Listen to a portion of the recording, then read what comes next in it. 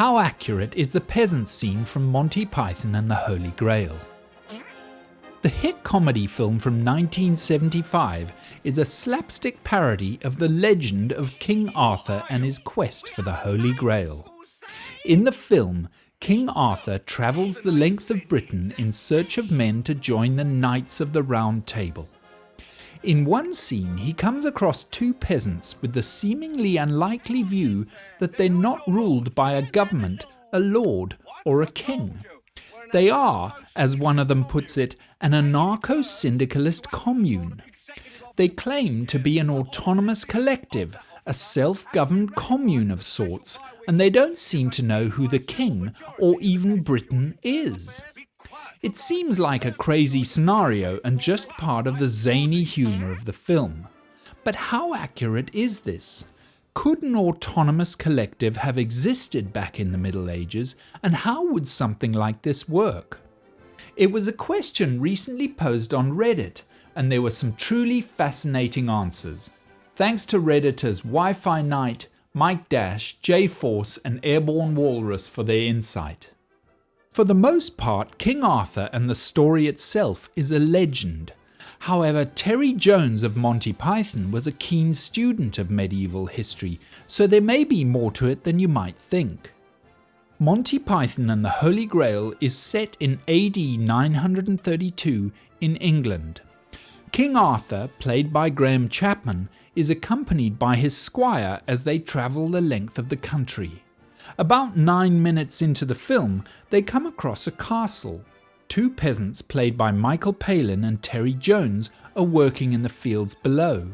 In an attempt to get some information, the king gets into an argument with the peasants about whether or not he is their king. Part of the scene's humour comes from a trope inversion. We're expecting the peasants to be meek and uneducated, but they are in fact defiant and opinionated. The man, Dennis, and an unnamed woman don't accept Arthur as their king. In fact, they don't accept any form of government. The woman believes they live in an autonomous collective, a small society with its own system of government, independent of the rules of any larger kingdom. The woman explains that they don't have a lord and that no one lives in the castle. Dennis clarifies at length that they live in an anarcho-syndicalist commune and that they take turns to be in charge.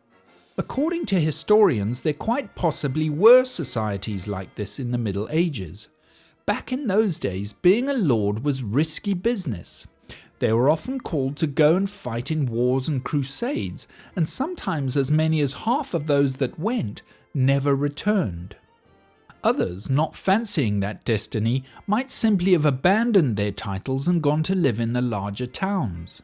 In these cases, a village could easily find itself without a lord for long periods and existing as a de facto commune.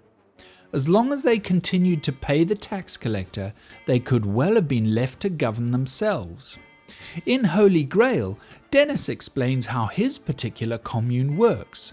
He says, "We take it in turns to act as a sort of executive officer for the week, but all the decisions of that officer have to be ratified at a special bi-weekly meeting, by a simple majority in the case of purely internal affairs, but by a 2/3 majority in the case of more major issues." In fact, we know that this system of voting and rules was entirely possible. Here's a passage from William Urban's book Dithmarschen, a Medieval Republic, about a small communal area of medieval Germany.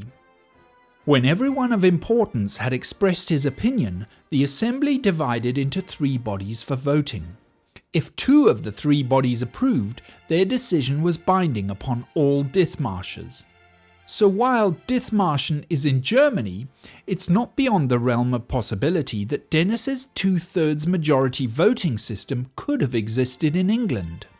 In the next scene, the woman asks Arthur how he became king, and Arthur replies, "The Lady of the Lake, her arm clad in the purest shimmering samite, held aloft Excalibur from the bosom of the water, signifying by providence that I, Arthur, was to carry Excalibur. That is why I am your king." The peasants ridicule this, with Dennis saying, Strange women lying in ponds distributing swords is no basis for a system of government. Supreme executive power derives from a mandate from the masses, not from some farcical ceremony. Back in the Middle Ages, it wouldn't have been hard to find peasants who disliked the monarchy, and there have been several peasant revolts over the years. Literature from the Peasants' Revolt of 1381 derides the idea of the monarchy and feudalism completely, calling for the system to be dismantled and all land and property to be held in commons. This is not quite the same as a mandate for the masses or one citizen, one vote, which was an idea first floated by John Locke in 1690. However, in the Middle Ages you could well have come across peasants with an open disdain for the king. What also isn't mentioned by Dennis is that his commune likely held a fragile peace with the government or monarchy of the time, and that any autonomy would have come at a price. Take the case of Dithmarschen in Germany. Dithmarschen is a district in the far north of Germany on the Jutland Peninsula. In the state of Schleswig-Holstein, between the Eider and Elder rivers, it covers an area of land about 1,400 square kilometers or 540 miles. In the Middle Ages, Dithmarschen was in a contested corner of the Roman Empire, close to the border with Denmark. However, for roughly 330 years, from 1227 to 1559, the territory was, for all intents and purposes, a self-governed society inhabited by several independent clans. There were several attempts by various rulers over the years to take control of Dithmarschen, but for various reasons most ended in failure. Firstly, the land itself was not particularly desirable. The soil was marshy and salty, and the weather was, and still is, harsh. Although there was some good and productive farmland, the winters were long, cold, and windy. Secondly, it was not strategically significant enough to warrant the effort of invading and establishing and maintaining a government. Tactically and militarily, Dithmarschen was challenging. With a gentle topography and a swampy terrain, there would have been little geographical advantage to be gained, and travel through it would have been slow. Thirdly, there was a political vacuum at the time because of division and infighting within the Roman Empire. The final straw would have been the Battle of Bornhovet in July 1227. The battle was a scene of dreadful carnage, and it is believed that at some point the Dithmarschen contingent switched sides, resulting in a crushing defeat for the Danish king. In the aftermath, the locals of Dithmarschen came to an agreement with the Archbishop of Hamburg. They would recognize him as their lord, on paper at least, and pay a small yearly fee.